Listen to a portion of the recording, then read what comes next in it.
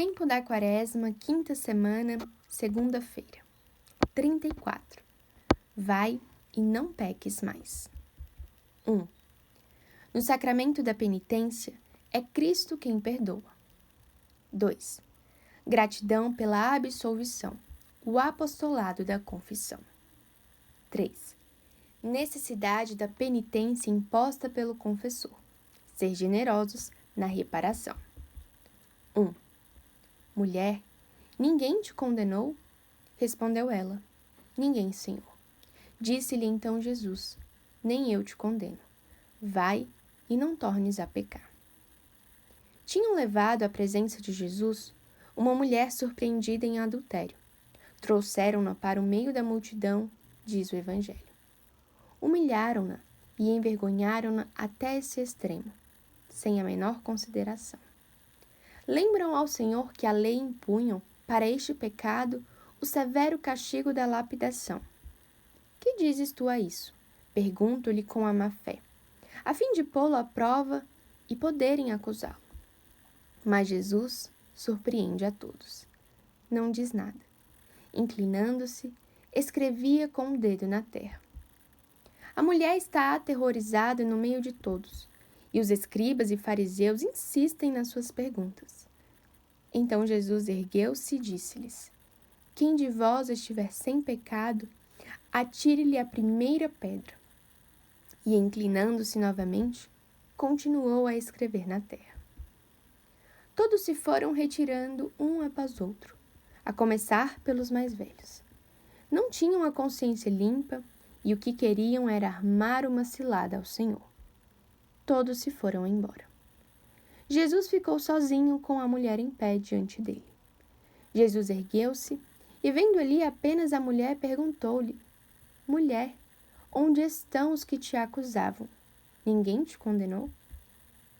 As palavras de Jesus estão cheias de ternura e de indulgência. E a mulher respondeu: Ninguém, Senhor. Jesus disse-lhe: Nem eu te condeno. Vai e não tornes a pecar.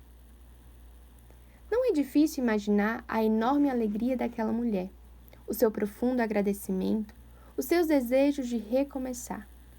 Na sua alma, manchada pelo pecado e pela humilhação a que fora submetida, operou-se uma mudança tão profunda que só podemos entrevê-la à luz da fé. Cumpriam-se as palavras do profeta Isaías: Não vos lembreis mais dos acontecimentos de outrora, não recordeis mais as coisas antigas, porque eis que vou fazer uma obra nova. Abrirei o caminho através do deserto, e farei correr rios pela estepe, para saciar a sede do meu povo eleito, o povo que formei para que proclamasse os meus feitos. Todos os dias, em todos os recantos do mundo, através dos sacerdotes, seus ministros, Jesus continua a dizer: Eu te absolvo dos teus pecados. Vai e não tornes a pecar. É o próprio Cristo que perdoa. A fórmula sacramental, eu te absolvo, a imposição das mãos e o sinal da cruz traçado sobre o penitente, manifestam que naquele momento o pecador contrito e convertido entra em contato com o poder e a misericórdia de Deus. É o momento em que, em resposta ao penitente, a Santíssima Trindade se torna presente para apagar-lhe o pecado e restituir-lhe a inocência. O momento em que a força salvífica da paixão, morte e ressurreição de Jesus Cristo é comunicada ao penitente. Deus é sempre o principal ofendido pelo pecado. Só contra vós pequei. E só Deus sabe perdoar. Só Deus pode perdoar. As palavras que o sacerdote pronuncia não são somente uma oração de súplica para pedir a Deus que perdoe os nossos pecados, nem um mero certificado de que Deus se dignou conceder-nos o seu perdão. Antes, nesse mesmo instante, causam e comunicam verdadeiramente o perdão. Nesse momento, todos e cada um dos pecados são perdoados e apagados pela misteriosa intervenção do Salvador. Poucas palavras no mundo têm produzido tanta alegria como as da absolvição, Santo Agostinho afirma que o prodígio que realizam superam a própria criação do mundo. Com que alegrias recebemos quando nos aproximamos do sacramento do perdão? Quantas vezes temos dado graças a Deus por termos tão ao alcance da mão este sacramento? Na nossa oração de hoje, podemos manifestar a nossa gratidão ao Senhor por esse dom tão grande. 2. Pela absolvição, o homem une-se a Cristo Redentor, que quis carregar com os nossos pecados. E por essa união, o pecador participa novamente da fonte de graças que brota sem cessar do lado aberto de Cristo. No momento em que recebemos a absolvição, devemos intensificar a dor pelos nossos pecados, dizendo talvez alguma das orações previstas no ritual, como essas palavras de São Pedro: Senhor, Tu sabes tudo, Tu sabes que eu te amo. E renovamos o propósito de emenda e escutamos com atenção as palavras do sacerdote que nos concede o perdão de Deus.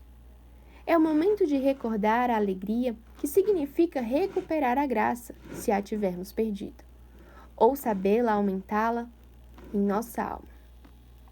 Santo Ambrósio diz assim: Eis que o Pai vem ao teu encontro, inclina-se sobre o teu ombro, dá-te um beijo, penhor de amor e ternura. Faz com que te entreguem uma túnica nova, sandálias. Tu ainda temes a repreensão, tens medo de uma palavra irritada, e ele prepara-te um banquete. O nosso amém converte-se então num grande desejo de recomeçar, mesmo que só nos tenhamos confessado de faltas veniais. Depois de cada confissão, devemos dar graças a Deus pela misericórdia que teve conosco e deter-nos, ainda que brevemente, a concretizar o modo de pôr em prática os conselhos ou indicações recebidas, ou de tornar mais eficaz o nosso propósito de emenda e melhora. Outra manifestação dessa gratidão é procurar que os nossos amigos recorram a essa fonte de graças, aproximá-los de Cristo, como fez a samaritana. Transformada pela graça, correu a anunciar a boa nova aos seus conterrâneos, para que também eles se beneficiassem da especial oportunidade que a passagem de Jesus pela cidade lhes oferecia. Dificilmente descobriremos uma obra de caridade tão valiosa como a de anunciar àqueles que estão cobertos de lama e sem forças a fonte de salvação que encontramos e em que somos purificados e reconciliados com Deus. Fazemos todos os possíveis para levar a cabo um apostolado eficaz da confissão sacramental? Aproximamos os nossos amigos desse tribunal da misericórdia divina? Começamos nós mesmos por não adiar esse encontro com a misericórdia de Deus? 3. A satisfação é o ato final que coroa o sinal sacramental da penitência. Em alguns países chama-se precisamente penitência, aquilo que o penitente perdoado e absolvido aceita cumprir depois de ter recebido a absolvição. Os nossos pecados, mesmo depois de perdoados, merecem uma pena temporal de reparação que deve ser satisfeita nesta vida ou depois da morte no purgatório, para onde vão as almas dos que morrem em graça, mas sem terem expiado plenamente os seus pecados. Além disso, depois da reconciliação com Deus, permanecem na alma as relíquias do pecado, a fraqueza da vontade em aderir ao bem, certa facilidade para nos enganarmos nos nossos juízos, desordem no apetite sensível. São as feridas do pecado e as tendências desordenadas que o pecado original deixou no homem e que se infetam com os pecados pessoais. Não basta retirar a flecha do corpo, diz São João Crisóstomo. Também é preciso curar a chaga produzida pela flecha. Coisa semelhante acontece na alma. Depois de ter recebido o perdão dos pecados, tem de curar por meio da penitência a chaga que ficou. Depois de recebida a absolvição, ensina João Paulo II, permanece no cristão uma zona de sombra devido às feridas do pecado, à imperfeição do amor no arrependimento, ao enfraquecimento das faculdades espirituais que continuam a manter ativo um foco infeccioso de pecado que é preciso combater sempre com a mortificação e a penitência. Tal é o significado da humilde, mas sincera satisfação. Por todos estes motivos, devemos cumprir com muito amor e humildade a penitência que o sacerdote nos impõe antes de dar a absolvição. Costuma ser fácil, e se amamos de verdade o Senhor, perceberemos como é grande a desproporção entre ela e os nossos pecados. É mais um motivo para aumentarmos o nosso espírito de penitência neste tempo da Quaresma, em que a Igreja nos convida especialmente a fazê-lo. Invoca o coração de Santa Maria, com ânimo e decisão de te unires à sua dor, em reparação pelos teus pecados e pelos de todos os homens de todos os tempos, e pede-lhe, para cada alma, que essa sua dor aumente em nós a aversão ao pecado e que saibamos amar como expiação as contrariedades físicas ou morais de cada jornada.